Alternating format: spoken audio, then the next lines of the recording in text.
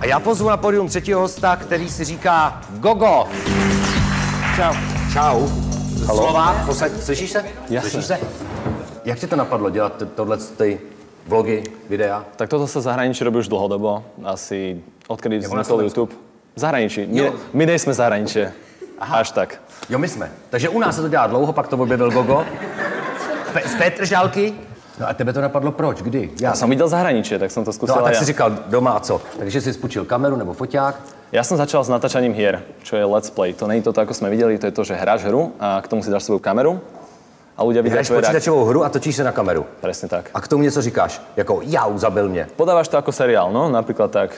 A na to se lidi dívají. Ako na ordináciu, podobné. Jako na ordinaci, no. Jasně? Je to vůbec stejně napínavý, myslíš? A veľmi určite, to je podobné.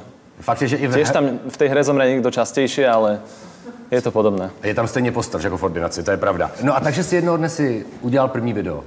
A to vypadalo? Jo, to bolo hrozné. Jasne. To bolo fakt zlé. Nemalo to taký úspech. Nemělo to úspěch? Tak som skúšal niečo iné, tak som už potom začal natáčať normálne tie let's play, tak sa tomu hovorí, keď hráš hru a komentuješ to. A kúklo sa na to 20 ľudí, tak som bol z toho úplne happy. 20 lidí. Čo je to na začiatok dosť? No jasně. 20 neznámych ľudí na teba pozerá, ako hráš hru. Za každý like som bol rád a za ten čas sa to tak rozrastlo, až to vzniklo, že 507 000. No ale potom si přišel k vlogu, kdy už začal si točit No, to som urobil ako odmenu za 400 odberateľov, keď som natáčal tie hry, tak za 400 odberov som ako odmenenie tým ľuďom. Lebo vtedy na začiatku som ešte nenatáčal s tvárou, to som iba komentoval. Tak nech vidia moju tvár, tak som natočil ako bonus za tých 400 odberov. Takže si poprvé udělal veselé grimasy, řekl si to své slavné, proslulé... Šiška. Jo, šiška. To bol v tom najslavnejšom videu, no. Neviem, jak ma to napadlo. Mal som na stole šišku, mať drevenú. No. Tak my víme, jak vypadá šiška, to i v Čechách, jo? Ja som to zobral a urobil som k tomu ten svoj face, ktorý vznikol už dávnejšie, to som robil v tábore normálne, že... A je to divné, lebo... Ukaž im, to pobaví. A neviem, normálne to ľudia nedokážu spraviť, lebo... Skús to spraviť. To je ono, to je presne ono. Ty si šikovný, ale ľudia s tým majú problém. Áno.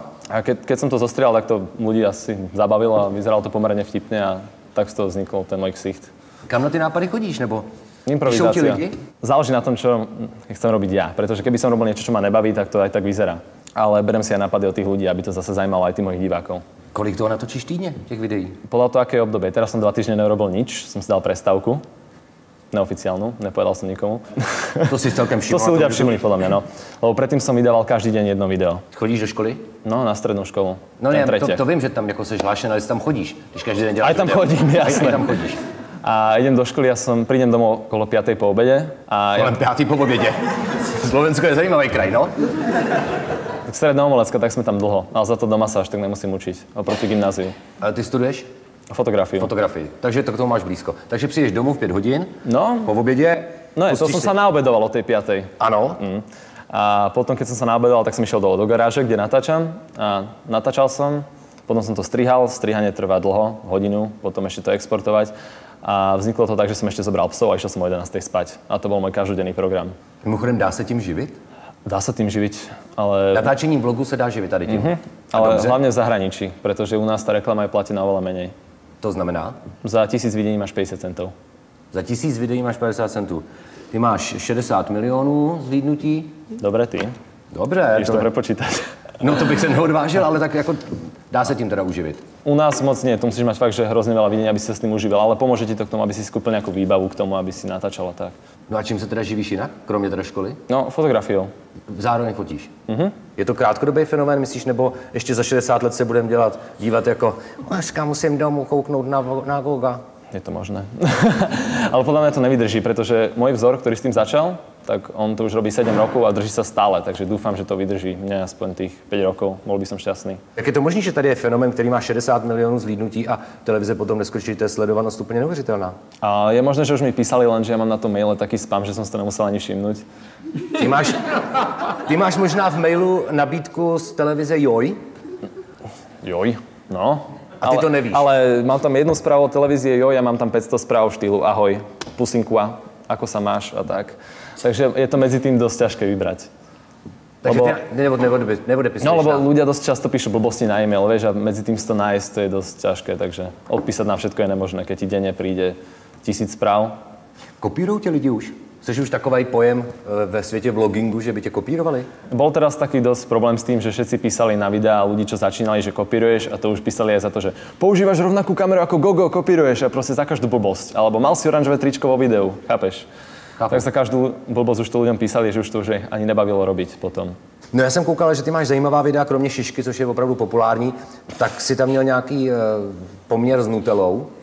To bolo v tom istom videu. V tom istém. To znamená, tam si se nějak... Som si pomýlil make-up namiesto Nutelly, tak som použil Nutellu. Aby som zakryl výrážky v podstate, tak som si dal Nutellu na tvár. To se dělá v Bratislavě. Teraz to fičí, no. Teď to fičí, co jsi to rozjel? Máš aspoň sponzora Nutellu? A bohužiaľ. Možno je to v tom maile, ja neviem, lenže medzi tými správami som si to nevšimol, vážne. Takže ty si se namazal Nutellou a všichni... No, takým maliarským valčekom som to tam nabral. Mimochodem, co já vím, tak ty máš v Petržalke v paneláku, si vystěhoval tatínkovi auto a zabavil si garáž. Presne tak. Co na to rodiče? Ale tak v pohode, teraz už to berú v pohode, ako zo začiatku to bolo také, že podporovali ma, že je to niečo nové, že môže to byť sranda, ale mysleli si, že to robím iba pre srandu. A potom, keď už to išlo týmto smerom, keď už tam bolo tých 500 000 ľudí, tak povedali, že OK. Tak Už se můžeš mazat Nutellou a mluvit o šišce. Už to je na tebe. Nemáme problém. Hej. No a co s tím teda teďko bude dál? Budeš vymýšlet další a další? No, tak pokúsim sa to robiť, kým sa bude dať. Kolik můžeš mít v Čechách na Slovensku odběratelů? Ja už sa čudujem, že mám 500 000, keď si zoberieš, že 15,5 milióna dokopy. No. Až kam to pôjde. Že ma odoberá v podstate každý 10. Slovák. To je strašidelné. No to je strašidelný. Funguješ už jakoby hvězda? Poznávají tě lidi na ulicích? Non-stop. Non-stop? Akože idem do školy a poznáme 10 ľudí cestou do školy. No to jsou spolužáci, to nepočítá to. Hej. Já myslím normálně, když jdeš nakupovat Nutellu, jasné. Gogo. Nutello a valčeky, tak hneď tam stretnem v tom oddelení fanúšikov, no. Jo, a nechávají se tě podepísat a tak? Nechajú si podpísať Nutellu. Nutellu? No. Jenom, musíš si koupit Nutellu. Ale keby som mal vybaveného toho sponzora, tak poviem, že kúpte si Nutellu a dostanete podpis. Jo, tak, a takhle to zatím rozdáváš jakoby zadarmo? No. A co to je za lidi, nebo kdo tě sleduje? Je to odhraničené, by som povedal, od 13 do 25. Ale sú samozrejme aj nižšie, aj vyššie. Mimochodem, proč Gogo? Je to prvé slovo, čo som kedy povedal. Ty jsi řekl první slovo Gogo? A proč? Nebo čemu? Ja neviem, prečo som to povedal. K čemu jsi to říkal, nebo co jsi viděl? Rúška Gogo? Na všetko som to hovoril asi. A na sviečku som hovoril Kaka. To bola taká zmena. Jsem rád, že máš Gogomen TV a ne Kakamen TV, to by bolo horšie. To by bylo mnohem horší. A mňa tak prezývali, keď som malý, rodina, tak mi to zostalo. No. Takže máš pravidelný diváky, ktorí to No to z tých 500 000, oni to videli viackrát. Psali ti kolikrát se to pustili? Já jsem třeba viděl 4krát videoklip Valerie. No niekto hovoril, že aj 30krát jedno video, čo už je dosť. A odkud ti psali? V Čechách by ti psali z Bohnice, ale od vás? Z Pezinku, tam je taký najbližší ústav. Tam je nejbližší ústav. No. Takže tam to má hodně odběratelů, co? Hej, tam celý deň to beží na tej telke. Aby malo čo tešiť, vieš. Jasně, aby mělo co těšit. No ale jinak si píšou, že dobrý, ne? Jsi s tím spokojený? No z Pezinku, hej, tam dobrý hlas. No ale ostatní asi mají z toho radost, ne? Bavíš ty lidi? No, keby som nebavil ľudí, tak to nerobím. Nechcem byť depresívny, chápeš, že kvôli mne by si bol smutný, to ne. Ne, musíte být vtipný. Nutella, šiška. A už máš úsmev. No tak já ti popřeju, ať jednou to rozhráneš aspoň do televize a 60 minut asi mít nebudeš sledovanost, to už dneska televize nemají na Slovensku. Tak ja sa snažím o to, aby z tých ľudí z televízie išli na internet skorej. Zrušiť televízi. Ne zrušiť televíziu, nechať ju tam, ale nech ľudia viac sledujú internet, pretože to je voľné médium, kde si zapneš, čo chceš. V telke ti beží, čo nechceš. Aj. A to bys viděl, kolik lidí se na to dívá. Na to, co nechtějí. Gogo!